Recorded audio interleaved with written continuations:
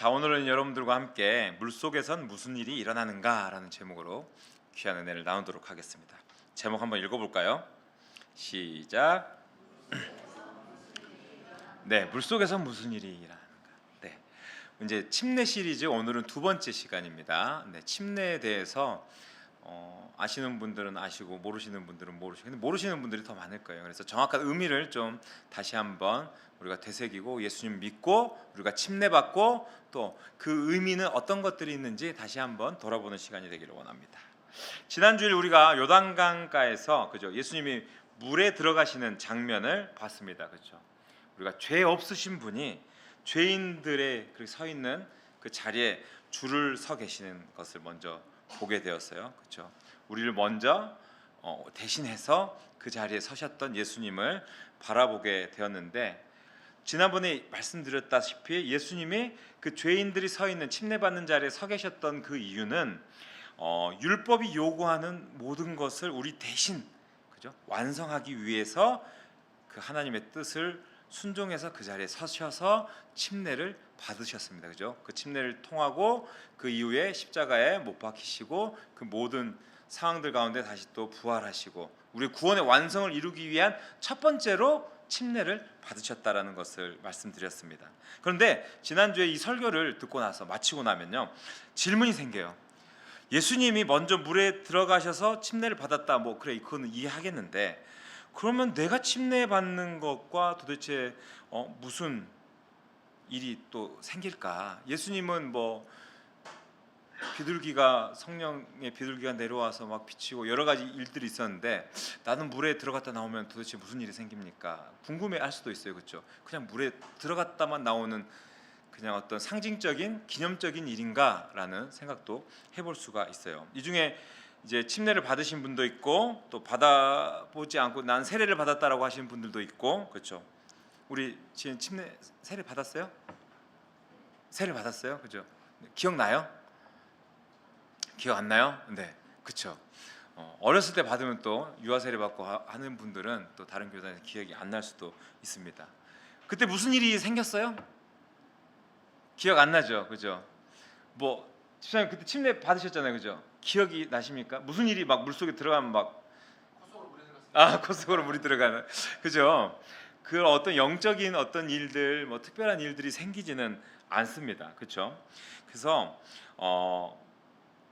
거짓말 할 수도, 저는 침례 받았더니 물속에서 막 주님이 나를 막 붙들어 주시더라, 막 이런 거짓말은 안 하겠습니다, 그죠? 뭐 저는 이제 짠물에서 이제 대반동, 목포 대반동 앞바다에 있는 그 신안비치 호텔 그 수영장에서 짠물 받았는데, 짠물에서 수영했는데 저희 뭐 아는 목사님들은 짠물에서 침례 받아서 가짜다, 강에서 받아야 되는데 우스갯소리로 뭐 그런 얘기도 하셨는데요. 무슨 일이 일어나는지 뭐 생각이 안 나요. 진짜 저도 코로 물이 들어오고 그러니까 빨리 끝났으면 좋겠다, 어린 마음에 그런 생각도 했었는데, 이제 요 목회자가 되고 이 과정들을 그려보고 또 말씀을 연구하고 바라보면서 왜 이 일들을 해야 되고 그 안에서는 어떤 일이 일어나는지 그 이야기를 한번 여러분들과 나눠보도록 할 텐데, 우리가 좀 전에 읽었던 로마서 있죠? 로마서 6장 1절부터 11절 우리 같이 읽었는데 그 말씀을 좀 짚어가면서 여러분들과 함께 은혜를 나눴으면 좋겠습니다.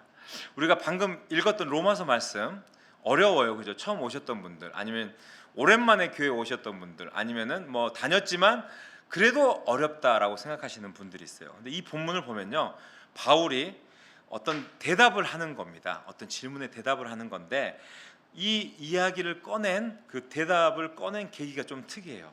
누가 이제 사도 바울에게 이런 질문을 했어요. 우리가 은혜를 더 받으려고, 그죠? 하나님께서 우리를 구원해 주시는 그 은혜를 받았는데 그걸 더 받으려고 우리가 죄를 지으면은 더 은혜가 많아지겠네요. 이제 이렇게 물어본 거예요. 그렇잖아요. 죄를 짓지만 하나님이 용서해 주시고 은혜를 부어 주셔요. 근데 이게 이제 오늘 하고 리셋됐어요. 그래서 난 내일도 은혜를 좀 더 받고 싶고 모레도 더 은혜 받고 싶어서 죄를 계속 지어도 되지 않겠냐.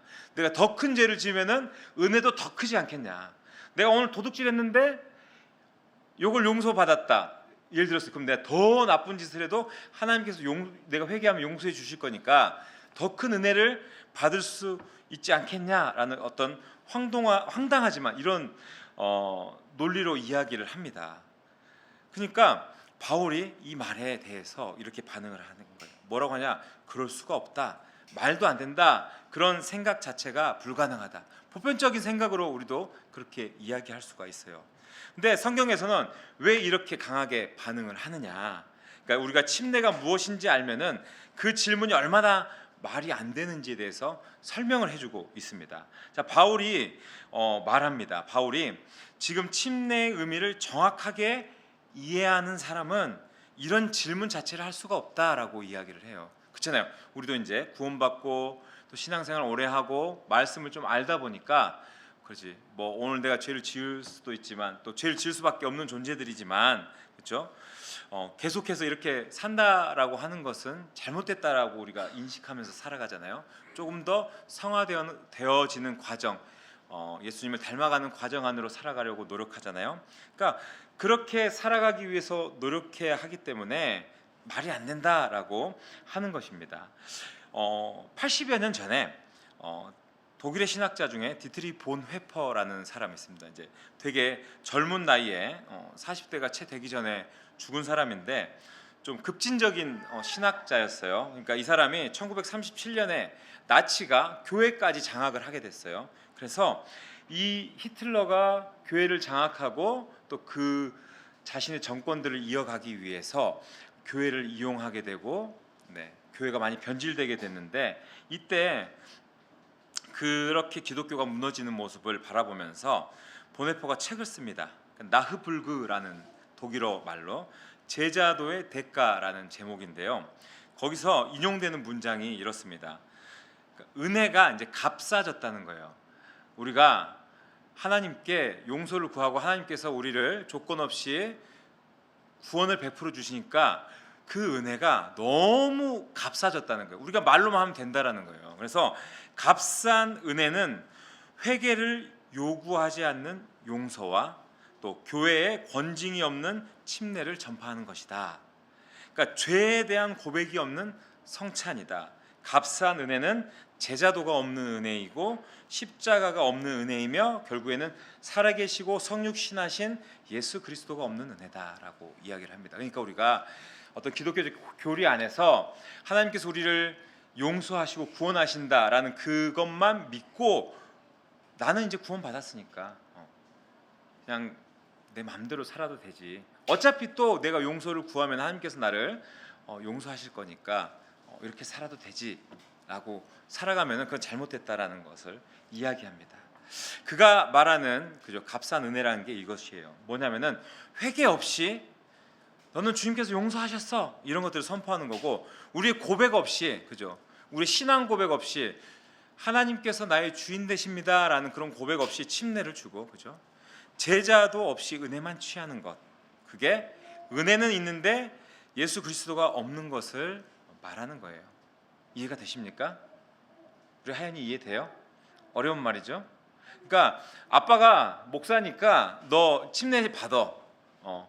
하나님 너의 주인이야 알겠지? 받아라고 했으니까 뭐 그런 거 같네 라고 한다면은 그건 정말 자신의 고백이 아니라는 거예요. 그죠? 하나님께서 나를 구원하시고 정말 이게 내가 고백할 수 있어야지 정말 그렇게 침례를 받아야지 하나님이 나의 주인 되심을 믿고 고백해야지 된다라는 이야기입니다. 여러분 침례가 무엇인지 알면요 죄를 더 지어도 되겠네라는 질문 자체가 불가능해지는 거예요. 그래서 본해포가 목숨으로 이것을 증명했는데 그것을 바울이 먼저 이야기를 했던 겁니다. 그래서 오늘은 침례가 무엇인지 물속에서 무엇이 일어났는지 한번 살펴보면서 우리가 귀한 은혜를 나눠보도록 하겠습니다. 첫 번째입니다. 첫 번째로 우리는 그리스도의 무덤 안으로 장사가 되었다라는 것을 기억해야 하겠습니다. 우리 한번 같이 읽어보겠습니다. 시작. 네, 우리는 그리스도의 무덤 안으로 함께 장사가 되었습니다. 우리 3절의 말씀을 한번 읽어보겠습니다. 시작. 무릇 침례를 받음으로 그와 함께 그리스도를 죽은 자 가운데서 살리신과 같이 우리로 또한 새 생명 가운데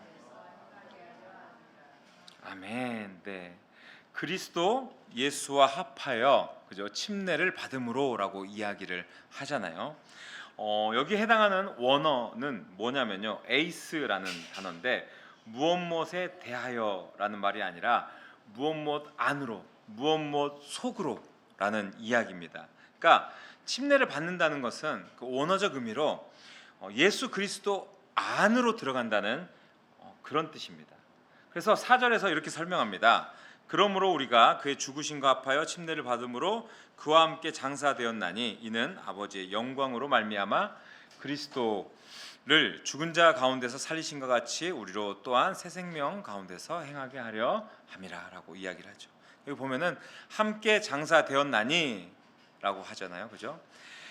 바울은 여기서 죽었다라고 얘기하지 않습니다. 장사되었다고 합니다. 그죠? 장례를 치러 보신 분들은 알 겁니다. 이게 의도적인 바울의 표현인데 뭐냐면요, 장례를 지낸다는 것은 이제 이 사람의 죽음이 완결됐다, 죽음으로서 끝났다는 얘기예요. 그렇죠? 그렇기 때문에 장례를 치르는 겁니다. 우리가 생각해 보면은 무덤에 들어갔다는 것은 이 사람은 완전히 죽었다라는 것을 의미하는 거예요. 그렇잖아요. 그 장례를 치르기 전까지의 과정에는 그죠, 의사가 사형 선고를 내리고 그죠, 죽었다라는 그죠 그 판결을 내리기 전까지는 그죠 사람의 생명이 끊어지지 않았다라는 것은 다시 막 살아나는 경우도 있잖아요. 근데 그 모든 게 죽음이 확인되었을 때 장례를 치르는 것 아닙니까? 그래서 우리가 생각해 보면은 무덤에 들어갔다는 것은 이 죽음이 이제는 취소가 안 된다, 완전히 죽어버린 것이라고 선언을 하는 겁니다. 장사를 지내면은 죽음을 되돌릴 수가 없어요. 그렇죠? 장례를 다 치르면은 다 끝난 거예요. 침례가 바로 이런 의미라는 거예요. 그러니까 우리가 침례식을 할 때 물속에 들어가잖아요. 그러면은 물속에 들어가는 것은 우리가 장사를 지내는 겁니다. 그러니까 무덤에 들어가는 거예요. 근데 내 무덤에 들어가는 게 아니라 어떤 무덤이냐? 예수 그리스도의 무덤으로 우리가 같이 들어가는 겁니다. 그러니까 여기서 이렇게 말하잖아요. 그와 함께 장사되었나니. 나만 죽은 게 아니라 내가 예수님의 그 무덤 안으로 같이 들어간다라는 이야기입니다. 침례교 신학자 중에 조지 비슬리 머레이라는 사람이 있습니다. 이것에 대해서 뭐라고 표현하냐면은 침례 안에서 믿는 자는 그리스도의 무덤 안에 놓인다라고 이야기를 합니다. 그리고 예루살렘의 그 무덤 안으로 들어가는 거다라고 이야기를 해요. 그러니까 처음에 들으면은 이 얘기가 좀 낯섭니다. 그러나 이것이 바울이 말하는 건데 뭐냐면은 상징적인 재현, 그죠? 상징적으로 우리가 흉내를 내는 것이라고 생각하시면 안 된다라는 거예요. 침례는 그죠? 예수님이 예전에 보여주셨던 그 모습을 우리가 기념하는 의식이다라고 생각할 수도 있는데 그게 아니다라는 거예요. 침례 받는 거는 예수 그리스도께서 죽으시고 다시 살아나는 처음에 그 사역을 밟아가는 과정 안에 그것을 우리가 따라하는 것 좀 된다라고, 흉내내는 것 좀 된다라고 생각하면 안 된다라는 거예요. 바울이 사용하는 단어들을 보면요, 4절부터 8절까지 바울은 계속해서 함께라는 단어를 계속 씁니다. 반복합니다. 그러니까 예수님과 함께 장사되었고 함께 십자가에 못 박혔고 함께 죽었고 함께 살았다 라고 이야기를 해요. 그러니까 이 단어가 반복적인 형태로 나오고 있습니다. 바울은 문학적인 기법으로 이 성경을 쓸 때 이 이야기를 계속해서 구조를 쌓아 올리면서 강조를 하고 있는 거예요.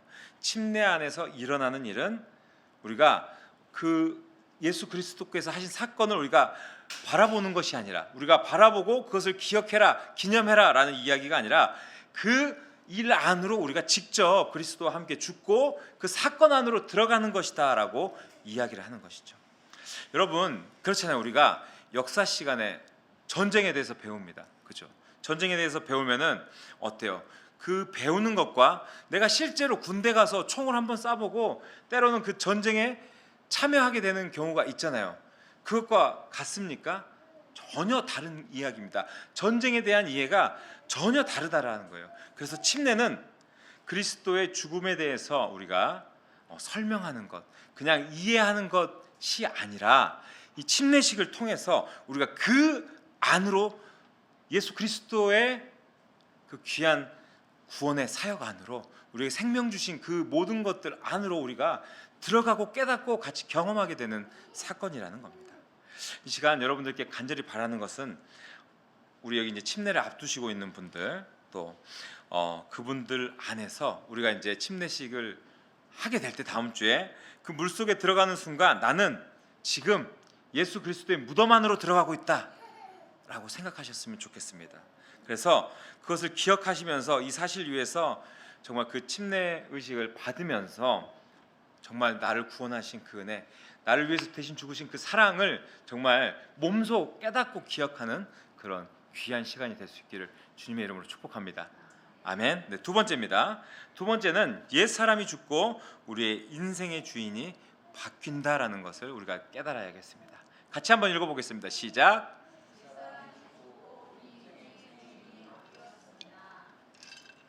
네, 옛 사람이 죽고 우리의 인생의 주인이 바뀌었습니다. 자, 이제 제가 이제 그리스도의 죽음 안으로 들어간다라고 이야기를 했어요. 그럼 그게 무슨 뜻일까? 무슨 의미일까? 내 인생에서 예수 그리스도의 그 죽음 안으로 들어가는 건 나에게 어떤 의미가 있을까에 대해서 생각해 볼 수 있는데 6절에서 이렇게 말합니다. 같이 읽어볼게요. 시작. 우리가 알거니와 우리의 옛 사람이 예수와 함께 십자가에 못 박힌 것은 죄의 몸이 죽어 다시는 우리가 죄에게 종노릇하지 아니하려 함이니. 아멘. 우리의 옛 사람이 예수님과 함께 십자가에 못 박혔다. 그죠? 이때 우리는 우리의 옛 사람이 말씀을 통해서 누구인지 먼저 알아야 할 필요가 있습니다. 그죠? 무슨 말이냐? 우리가 이런 얘기를 하면은 이제 보통 생각할 때 보통의 사람들은 도덕적으로 나쁜 버전의 나를 떠올려요. 옛 사람 하면은 예수님을 만나고 침례를 받고 변화됐다면 이전에 나는 어떤 사람이었냐? 나는 남들한테 뭐 가끔 속이기도 하고 거짓말도 하고 미워하고 뭐 이런 도둑질도 하고 뭐 이런 도덕적인 죄에 대해서 생각을 해요. 그래서 나는 이제 바르게 살아야지 이런 이야기를 하는데 그런 문제를 떠올리는데 우리가 생각해야 되는 그 옛사람, 죄에 묻혀 있던 그 사람의 존재는 그런 의미와는 다른 의미라는 것을 알아야 합니다. 그럼 무슨 의미냐? 그럼 무슨 의미예요? 라고 물어볼 수 있죠. 나 그냥 정직하고 바르게 살면 되는 거 아닙니까? 라고 얘기할 수 있는데 아닙니다. 그것을 뛰어넘는 다른 차원입니다. 어떤 의미냐면은 성경에서 말하는 죄는 하나님 없이 살던 나, 그죠? 하나님 없이 살면 누가 내 인생의 주인입니까? 내가 주인입니다. 나만 잘 되면 돼요. 나만 좋으면 돼요. 나만 행복하면 됩니다. 이게 내 인생의 모든 것은 나를 중심으로 돌아갑니다. 나에게 유익한 것만 찾게 되는 것입니다. 내 인생의 주인이 나라는 것이고 나는 어때요? 죄의 지배 아래 놓여 있게 되는 것입니다. 나의 모습이 죄인된 옛사람의 모습이라는 겁니다. 그런데 그 사람이 예수 그리스도와 함께 십자가에서 어떻게 돼요? 끝났습니다. 그렇죠? 끝났습니다. 여러분 여기서 중요한 것은요. 침례는 내가 침례를 받았으니까 앞으로 내가 더 좋은 사람이 되겠다는 다짐이 아니라는 거예요. 그죠? 나 이제 침례 받았으니까 나 엄청 바르고 정직하고 좋은 사람이 될 거야라고 다짐은 하는데 그렇게 사라집니까? 저도 막 저번에도 얘기했는데 누가 운전하는데 위협 운전해서 차 세우고 한번 싸울 뻔했어요. 네. 목사지만 그죠? 본질적으로 우리는 죄인입니다. 이게 내가 침례받고 예수님 만났으니까 나는 변했어라고 할 수가 없는 거예요. 우리는 늘 이렇게 고민하고 다짐한다고 되는 게 아니라는 거예요. 앞으로 내가 더 열심히 살겠습니다. 내가 더 착하게 살겠습니다. 그게 아니라는 겁니다. 그럼 뭐냐? 나의 인생의 주인이 바뀌었다라는 선언인 것입니다. 이전에 죄가 나의 주인이 아니라 예수님께서 나의 주인이십니다라는 고백인 겁니다. 여러분들 사회생활 해보셔서 대충 아시겠지만 그죠?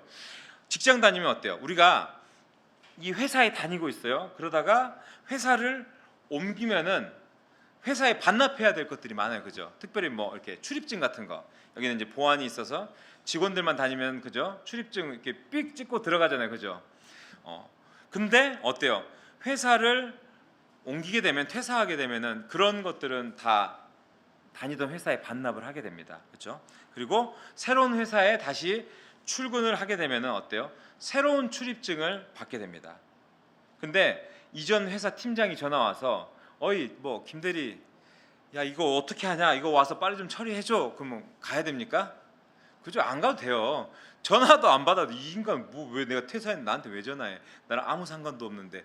이렇게 되는 거잖아요. 그죠? 그러니까 법적으로 뭐 여러 가지로 봤을 때 그 일을 해줄 의무가 없는 거예요. 고용 관계가 끝났기 때문에 이제는 저는 새로 옮긴 새로운 회사의 직원으로 그 회사의 지시에 따라야 되는 겁니다. 맞잖아요. 그죠? 소속이 바뀌면은 우리의 모든 것이 바뀝니다. 그죠? 우리의 얼굴도 같고 이름도 같고 능력도 똑같습니다. 그런데 내가 직장을 옮기면은 소속이 달라지는 겁니다. 근데 그 사실 하나가 우리의 모든 법적 관계를 바꾸는 거예요. 그래서 여러분 침례는요, 한마디로 우리의 영적 소유권을 이전하는 겁니다. 나는 이제 죄의 지배 아래 있지 않습니다. 나는 주님 안에 있습니다. 그죠? 법적으로, 신학적으로, 또 실제적으로 우리의 소속이 바뀌었다라는 이야기입니다. 그런 고백인 것입니다. 그래서 바울이 이렇게 얘기합니다. 다시는 우리가 죄에게 종노릇하지 아니하려 함이니라고 이야기를 합니다. 왜? 내가 주님 안에서 새로운 사람이 되었기 때문에, 그 주님의 소속이 되었기 때문에 죄의 종노릇을 이제는 하지 아니하려 한다라고 이야기를 하는 것이죠. 이제는 나는 착하게 살겠다라고 하는 의무가 아니라는 이야기입니다. 나는 새로운 주인 아래에 속하게 되었다는 사실의 선언인 것입니다. 더 이상 내가 그 죄의 종노릇을 할 이유가 없다라는 것입니다. 어때요? 여러분, 우리의 인생이 바뀐 것입니다. 아멘. 우리의 인생이 바뀐 것입니다. 죄가 우리에게 갑자기 와서 그래요. 야, 너 내 거야. 너 아직도 내가 널 어떻게 쥐어흔들 수 있어? 너 내 마음대로 할 수 있어? 넌 그런 존재야 라고 이야기할 때 아니에요. 우리는 죄와의 관계가 끝났다는 겁니다. 예수님을 믿고 구원받음으로써 그 관계가 끝난 사람입니다. 이전에 다니던 그 소속의 그 출입증을 반납했어요. 우리는 예수 그리스도라는 새로운 출입증을 받았어요. 예수님의 명령 안에서 살아가면 됩니다. 이전 주인이 야, 너 이렇게 해 라고 했을 때 우리는 그것에 영향을 받지 않아도 된다라는 겁니다. 그래서 은혜를 더 받으려고 내가 죄를 더 지어도 되겠네? 라는 것은 말이 안 되는 거예요. 우리 신분이 바뀌었기 때문입니다. 우리는 이미 옛 주인에게서 벗어난 사람이 되었고 다시 옛 주인 밑으로 들어가지 않아도 되기 때문입니다. 침례를 이제 제대로, 그죠? 세례를 제대로 이해한 사람은 그래서 이 질문 자체를 할 수가 없는 겁니다. 여러분께 제가 다시 한번 묻겠습니다. 이제 침례를 받은 분들, 세례를 받은 분들, 그리고 또 앞으로 받을 분들, 여러분들은 누구의 소속입니까? 누구의 소속입니까? 예? 네, 맞아요. 여러분들의 인생의 주인 누구입니까? 예수님입니다. 네, 맞습니다. 하나님이 우리의 주인이시라면요, 하나님이 주인이신 것처럼 여러분들 살아가야 합니다. 그렇죠? 네, 하나님 믿어요. 네, 내 하나님 믿고 내 삶이 바뀌었습니다라고 하지만 여전히 내 삶의 주인은 나인 것처럼 살고 있다면은 그것은 아직 소속이 바뀌지 않는 것입니다. 나의 주인은 하나님이심을 고백할 수 있다면은 그에 걸맞게 살아가시기를 바랍니다. 그래서 이 시간 바라는 것은 나의 인생의 주인이신 예수 그리스도께 속한 인생으로 살아갈 수 있기를 주님의 이름으로 축복합니다. 아멘. 세 번째입니다. 세 번째. 자, 우리는 침례를 통해 새 생명으로 살아나는 것을 기억해야겠습니다. 같이 읽어보겠습니다. 시작. 네. 우리가 보면요, 말씀을 잘 보면 우리의 옛 자아가 죽는 것으로 거기에서 이제 이야기가 끝나지 않았다는 것을 볼 수가 있어요. 제가 이제 얘기를 했어요. 침례를 받고 우리가 소속이 바뀌었고, 그죠? 우리는 거기에 영향을 받지 않아도 된다라고 하지만 그 뒤 이야기가 이제 나옵니다. 어떻게 해야 되느냐, 그죠? 4절을 보십시오. 같이 읽어보겠습니다. 시작. 그의 죽으심과 침례를 받음으로 그와 함께 장사되었나니 이는 아버지의 영광으로 말미암아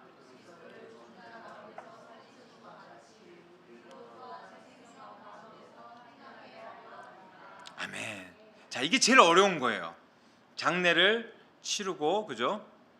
우리가 새 생명을 얻었어요. 이제 소속이 바뀌었어요. 그리고 나서 그 다음에 이야기는 어떻게 되느냐? 그게 중요한 겁니다.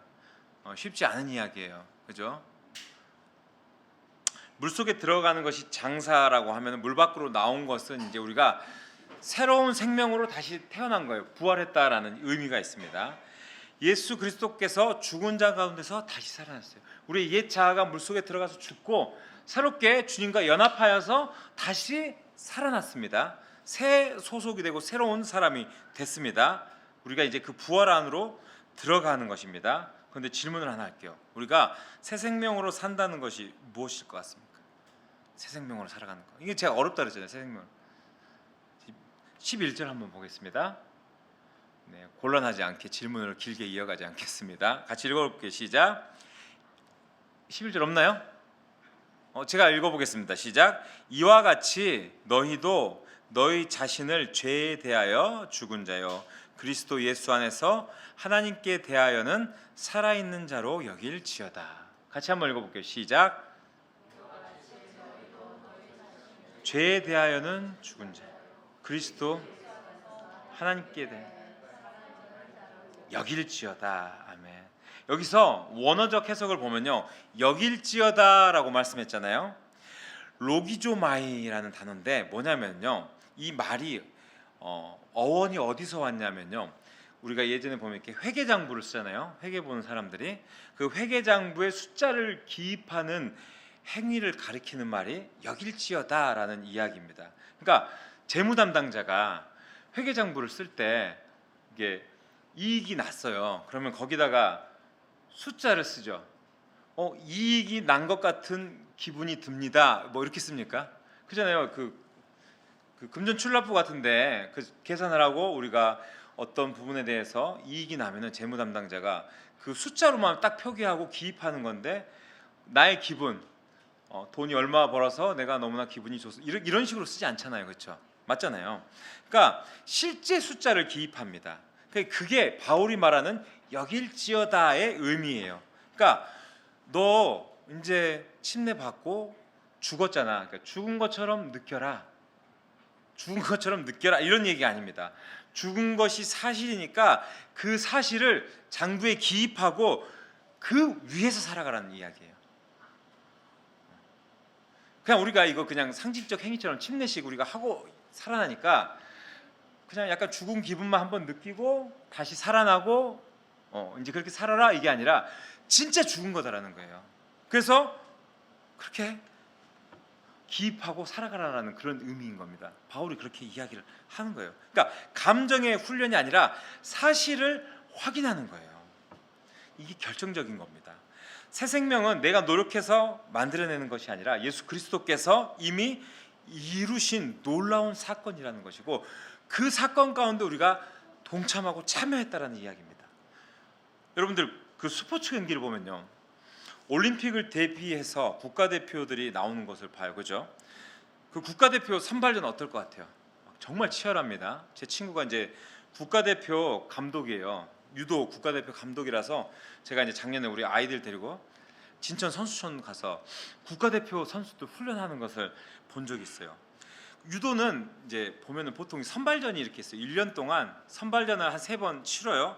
그리고 그 3번 안에서 가장 좋은 성적과 또 국제대회 포인트와 그 다음에 그 실무 감독 코치진들이 강화위원들이 모여서 이 선수를 뽑을지 말지, 어떤 선수가 국가를 대표해서 외국 시합에 가서 경쟁력 있게 더 좋은 성적을 거둘지를 회의를 통해서 평가를 해서 국가대표를 뽑습니다. 뽑았어요. 근데 뽑게 되면 이제 어때요? 그 당사자 선수한테 국가대표 선발대도 통보가 나갑니다. 그리고 그 순간 어때요? 통보가 되면 그 사람은 국가대표가 되는 거죠. 근데 여기서 끝이 아니라는 거예요. 왜냐하면 국가대표는 가서 이제 더 좋은 성적을 내기 위해서 훈련을 더 받아야 돼요. 뭐 지금 아시안 게임 있으니까 아시안 게임을 위해서, 올림픽 있으면 올림픽 위해서, 세계 선수권이 있으면 세계 선수권을 위해서 선수들이 계속 훈련을 하고 몸을 100% 완벽하게 시합에서 좋은 성적이 날 수 있게 만들어야 된다는 거예요. 근데 태능이나 진천, 선수촌에 입촌했을 때 100%의 몸이 아닐 거예요. 그렇죠? 50%의 컨디션, 뭐 70%의 컨디션, 때로는 30%의 컨디션, 부상이 좀 있는 경우도 있고 그렇습니다. 그러면은 이 사람이 100% 준비가 안 됐다고 해서 국가대표가 아닙니까? 아니잖아요. 국가대표 맞잖아요. 그죠? 모든 과정을 통과해서 선발이 됐어요. 국가대표가 맞다라는 겁니다. 그래서 누가 뭐래도 이 사람은 지금 100%의 컨디션이 아니니까 국가대표 아니야 라고 말할 수가 없는 거예요. 여전히 그 신분은 국가대표라는 겁니다. 죽도록 하는 국가대표의 훈련들이 이제 있어요. 그 뒤로. 그래서 100%까지 몸을 올려가는 거예요. 그 과정들이 정말 그 주어진 신분에 걸맞게 하기 위해서 그렇게 훈련을 하는 거예요. 나는 국제대회 나가서 경쟁력 있는 나라를 대표하는 선수가 되기 위해서 국가대표로 뽑혔고, 그 과정 안에서 내 신분은 변하지 않지만 내가 더 잘하기 위해서 훈련해 나가는 것, 그죠? 국가대표로서 해야 되는 일이라는 겁니다. 제가 지금 국가대표하는 그 감독님이 이제 아시안 게임을 2번 금메달을 따고 이제 올림픽 2번 이제 4등을 했어요. 준결승에서 떨어져가지고 세계 선수권도 금메달 따고 너무 잘하던 선수인데 예전에 이제 어렸을 때 만나면은 야 희태야 너는 국가대표 선수촌에 들어가서 훈련도 하고 대우도 받고 야 스포트라이트도 받고 너무 좋겠다 편하겠다라고 했더니 저보고 도망가고 싶다 그러더라고요. 훈련을 할 때면은 이제 그 태릉 뒤에 가면 불암산인가 뭐 이렇게 거기를 뛰는데 시간 안에 들어와야 되는데 뭐 이렇게 급경사를 내려가는 로프도 안 잡고 그냥 막 뛰어 막 내려온대요. 그냥 진짜 산에서 구르면은 죽을 수도 있다라고 이야기를 하더라고요. 근데 그렇게 운동을 하고 나면은 팬티 양말까지 막 다 젖을 정도로 사람이 그 훈련 한 번에 3-4kg가 빠지는데 훈련이 끝나면은 다른 이제 이진 선수들이 이렇게 부축을 해서 선수촌 안으로 들어가야 될 정도로 힘들어서 나는 이제 국가대표 올림픽 끝나면 안 할래라고 하더라고요. 그 정도로 힘든 과정들을 거쳐서 국가대표로서 그 일들을 해나가야 된다라는 이야기인 겁니다. 그러니까 침례도 마찬가지예요. 침례도 우리가 침례를 받았어요. 침례 안에서 옛 사람이 끝나고 우리가 새 신분, 새 생명이 시작됐습니다. 그리고 그 새로운 신분을 가지고 내가 할 일은 내가 주의 자녀가 됐다라는 그 사실을 받아들이고 그 위에서 사는 거예요. 그러니까 신분이 먼저고 우리의 이제 삶이 변화되는 것은 그 신분에서 흘러나오는 겁니다. 우리가 예수 믿는 사람으로서 그에 걸맞게 살아가기 위해서 애쓰고 노력해야 되는 것, 변화되어 가는 과정이 있어야 한다는 겁니다. 우리에게 죄의 유혹이 올 때 나는 더 강해져야 돼 이렇게 반응하는 게 아니라 나는 이미 그것에 대해서 나는 죽었다. 그 죄가 나를 예전처럼 나의 주인으로 행세하면서 나에게 큰 영향을 줄 수 없다라고 우리가 선언하고 그런 사고방식으로 살아야 한다는 겁니다. 국가대표 선수가 사람들이 너 국가대표 아니지라고 해도 난 선발전을 거쳐서 당당하게 국가대표가 된 사람은 그 사람이 그렇게 말하든 말든 상관없이 국가대표로 살아가는 거 아닙니까? 똑같을 겁니다. 우리가 침례를 받고 그렇게 살아가는 사람은 그런 사고방식으로 주님의 자녀로서 살아가야 하는 것입니다. 아멘. 매일 아침 우리가 일어날 때 어때요? 침례 때 일어난 그 모든 일들이 여전히 우리 안에서 유효한 것처럼 취소할 수 없는 사실인 것처럼 장부에 기입된 숫자인 것처럼 옛 사람은 이미 끝났고 나는 새 생명 안에 있다라고 그렇게 다짐하고 나아가야 하는 거죠. 사랑하는 여러분, 물속에 들어가기 전과 밖으로 나온 후에 무엇이 달라집니까? 달라진 거 없습니다. 네. 왜냐하면 제가 여기 이성희 집사님 침례식 한 것도 봤잖아요. 목소리도 그대로고, 그죠? 외모도 그대로고, 그죠? 뭐 다 그대로입니다. 내가 좋아하던 음식도 그대로고, 뭐 다 똑같습니다. 직장도 똑같고, 나의 가족도 똑같고, 큰 변화가 없습니다. 근데 뭐가 다르냐? 그러니까 법적으로 달라지는 거예요. 나의 주인이 바뀌었다라는 겁니다. 신학적으로도 다릅니다. 옛 사람이 끝나고 새 생명이 시작되었습니다. 그리스도의 죽음과 부활 안으로 우리가 들어갔다라는 겁니다. 그리고 그 사건이 이제는 예수님이 겪었던 사건이 아니라 내 사건입니다. 내 사건입니다. 그렇게 받아들일 수 있어야 하는 것입니다. 내 인생이 됐다라고 여러분들이 고백할 수 있어야 하는 겁니다. 그래서 여러분 침례는요, 내가 더 좋은 사람이 되겠습니다라는 어떤 의지의 선언이 아니라 이미 역사적으로 예수 그리스도를 통해서 일어났던 일에 대한 우리의 응답인 것입니다. 예수님 먼저 우리 대신 물에 들어가셨고 그 완성된 일 안으로 이제 우리가 다음 주면은 들어가게 됩니다. 저는 기대하셨으면 좋겠습니다. 기대하고 또 어떻게 살아갔는지 그리스도의 모습대로 살아가기 위해서 애썼으면 좋겠습니다. 이제 물 밖으로 나온 사람은 알아요. 내가 이제 더 이상 이전의 내가 아니다. 너무나 감격스러움을 느낄 수가 있을 것입니다. 이젠 죄가 나의 주인이 아니다. 죄는 나에게 주인 행세를 할 수 없다. 오직 하나님만이 나의 주인이시다라는 것을 여러분들 깨닫는 시간이 될 것입니다. 바라는 것은요, 여러분들의 은혜 안에 새로운 인생으로 또 새로운 신분으로 그렇게 살아갈 수 있는 저와 여러분이 될 수 있기를 주님의 이름으로 축복합니다. 아멘.